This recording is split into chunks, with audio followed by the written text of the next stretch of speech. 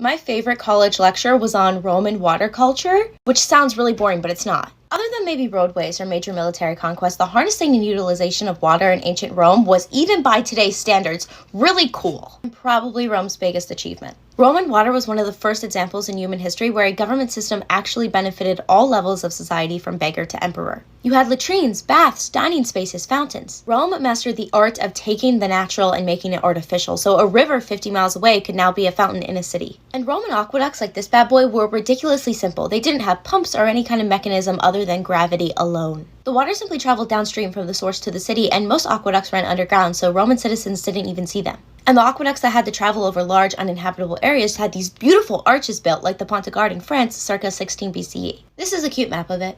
And when the water did get to the cities, they were stored in castellum aqua, which were water castles or water towers. And from these water castles, they would go to houses or streets, and this is where we see the overconsumption of water big time, because, fun fact, the city of Rome only needed one aqueduct to survive. They had 11. And the best part about overconsumption is that everybody has access to water now. A citizen would usually spend 30 minutes to 2 hours every day getting the daily water that they need from these public fountains or cisterns. And yeah, you can drink from them. And these public fountains actually did have valves on them to turn them on or off, but they were rarely turned off because you wanted them to overflow because that's how the streets were kept clean. That's just so neat to me. I don't know. Elite homes could even have their own private water system in their house. They would just have to go to council to get permission to run the lead pipes for fountains, gardening, toilets, cleaning, cooking. And once again, they have valves, so they can even turn their own water on and off with the distribution box. Especially once we're a few centuries into this water culture, fountains in a rich person's home are a must. Rich people always had their doors open, so that way you could look into their house and see how rich they are, and that's where they would place the fountain, right dead center in front of the door.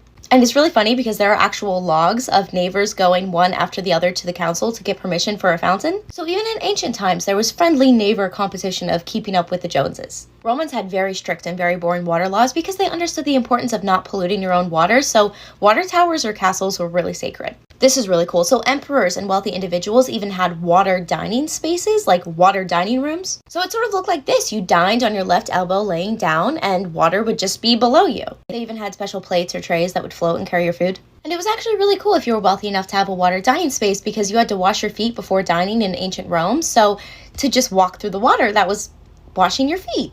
Practical.